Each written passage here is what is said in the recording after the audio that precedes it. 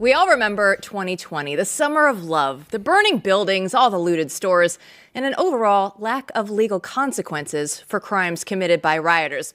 However, in a Blaze exclusive, Blaze investigative journalists Steve Baker and Joe Hanneman revealed that the Pentagon approved the use of directed energy weapons on rioters in June of that year. Here to discuss with me is Matthew Peterson, editor-in-chief of Blaze News, and Steve Baker himself. Steve, your article makes some pretty bold claims. So what exactly did you and Joe uncover, and how did you guys verify it?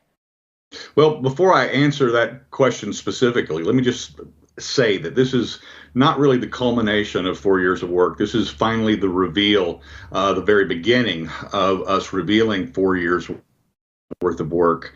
And it began with our investigations into what was going on the day, on January 6th. And then as a result of that, the contacts that we made, it began with contacts through the law enforcement agencies that were on the ground that day, but also because in that process, I was also at the same time investigating the reports that I had received that military were on the ground that day. United States military operatives were on the ground. Now, not necessarily for nefarious reasons. I don't know. I just know that I had special operatives who I've had a long-term relationship and who are connected, and they were telling me that they had boots on the ground there at the Capitol that day. So my curiosity began to just lead me down a number of rabbit holes, and I began to pull a lot of threads. And throughout that process, I began to discover that there were new types of systems that I was not aware of that possibly could be used to both control crowds as riot control, but also had other uses to move people in ways that maybe the American public are not aware of. We've heard about the Havana syndrome. That's been around for years. Catherine Herridge, just a week or so ago, had a big reveal. She had a CIA whistleblower come forward. We had looked at congressional testimonies about the Havana syndrome and the types of directed energy weapons that were used or possibly used to create those anomalous health incidences that they talk about. And I began to study on my own the difference between what they call the RF or microwave weapons and then the audio weapons itself. Now, that led me to go back to the intelligence community contacts that I have, back to the special forces military community that I have sources with. And through that, we began to learn a lot more about what's really available to our government right now when it comes to crowd control. Steve, I think it's important because none of us really have a clear idea of what we're talking about when you say systems or directed energy weapons. So go a little bit into what kind of weaponry we're talking about, what kind of devices we're talking about.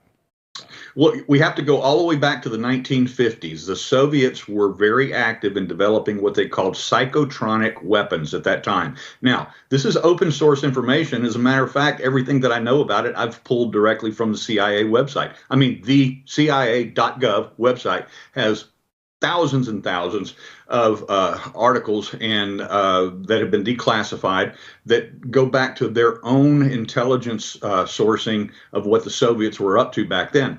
Then we fast forward many years. If I'm skipping over a lot, which we will get to with the Blaze and through our series of articles on this subject. But if we jump to 1991, then we find out when the Soviet Union fell that many of their scientists were selling their information and selling their science to our government and other buyers as well. And through that, we were able to purchase, when I say we, elements of our government were able to purchase advanced technology in what they call the directed energy weapons space.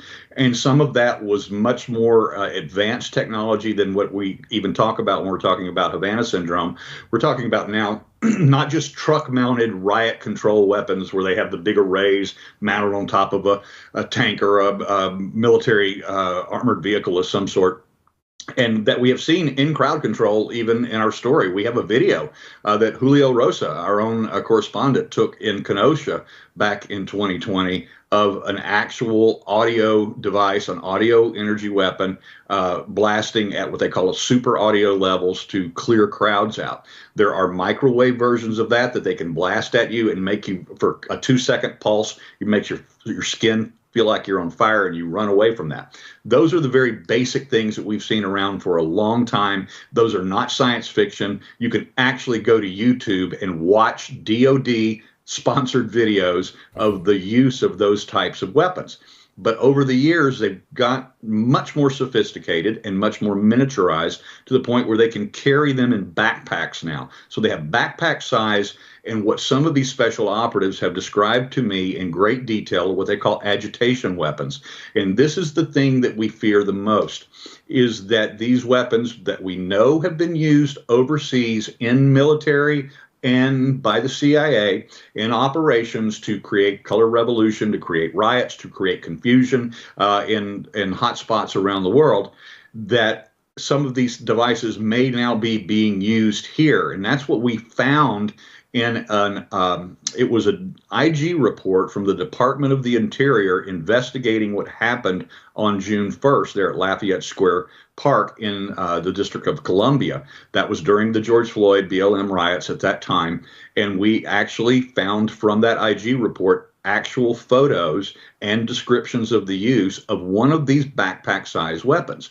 Now, the one that was used there, the IG report actually says that it does not know what other capabilities that particular weapon had, but we know through our sources that they contain both what they call super audio and sub audio. Now, on sub audio settings, it can actually agitate, drive people crazy. They're the only ones, they actually hear it in their ears or in their head themselves. Some people call it the voice of God weapon. There's all kinds of names for it, but there's so many different arrays of this technology.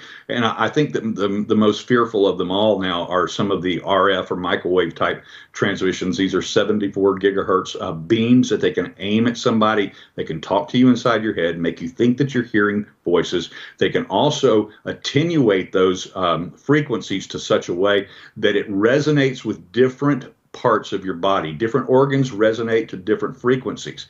Just like your truck antenna resonates to AM and FM radio signals, our body, whether it's the lungs, our heart, our brain, different folds in our brain can resonate at different frequencies. And as a result of that, can create different reactions from the victim or the intended target.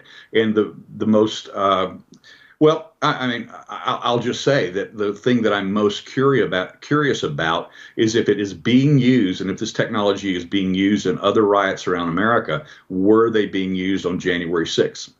Well, Steve, that's a good point, because you did touch on the use of these weapons potentially on foreign soil. But when it comes to U.S. soil and the federal government doing this against American citizens, how is this legal? How concerned should average citizens be that if they do show up to just an event, a large gathering, what should we be looking into here? As we reported from the IG report, is that the Metropolitan Police, the District of Columbia, DC Metro Police, they actually loaned one of these backpack audio weapons to the United States Park Police for that particular event. And since then, we have been told through sources just in the last few days that United States Capitol Police have also purchased a couple of these LRAD events or backpack weapons as well. And that doesn't tie us back to Milley. Our sourcing on Milley comes from a very high-ranking current active duty officer who was in a meeting with the former chief of staff of the military for the Trump administration, in which he was not necessarily bragging, but in conversation he told about 20 officers that he himself had made available for that riot these types of weapons. And in his commentary, he actually said that he made available both heat and sound weapons. So that the heat would be the microwave, RF frequency weapons, and the sound, of course, would be the ones that we saw the photos of that the Park Police were using. Steve, last question. Give us some hints at what you'll be looking at next in this series. In this series, I think the next place we go is we're going to tell the history, because look, this story brings out the wackadoodles. I mean, my DMs are full of people with all kinds of wild, crazy stories about this. There are, in the same way that the drone stories bring out the crazies, the same way that the UFO stories bring out. We're not going that way. We are only going with the science. We're only going with the hard facts. A lot of this is open source, but we've been very fortunate through the Blaze to be able to build some very, very trusted sources who have actually participated in the actual development of these particular, what they call agitation weapons that have been used on the battlefield, that are being tested by our military, that are being tested on our military. And as we've learned from other congressional hearings, some of these weapons are being not only used overseas, but they are being used here in the United States. Now, who's using them? Are these foreign nationals? Are these agitators from China, Russia, or Iran, or whoever or wherever else? We know that those actors are working against us, but we also know that we have the same capabilities, if not better, and that we've been using them against their their best and their brightest, against their targets as well. And what we're most concerned about, and where we're following this right now, is if in fact the United States military or our intelligence services are using them actively on United States citizens here on U.S. soil. Well, Steve Baker, it is an incredibly concerning story, and we are thankful that you and Joe have been looking into this. So we'll look forward to part 2 when that comes out. Thanks for joining us. Thanks, Jill. Thanks, Matt. And Matthew, this is one of the things that, Blaze Media, Blaze News, the investigative journalism that nobody else is talking about the story. Yeah, this is a story that a lot of people are afraid of, frankly, because as Steve says, it does bring out the crazies. It sounds wild, right? But as Steve was trying to walk us through, this is something that open source information can tell you this technology exists. And the question is, a very important question is, what are the limits of how it can be used domestically? And that's something that, just like with drones, we have to start talking about.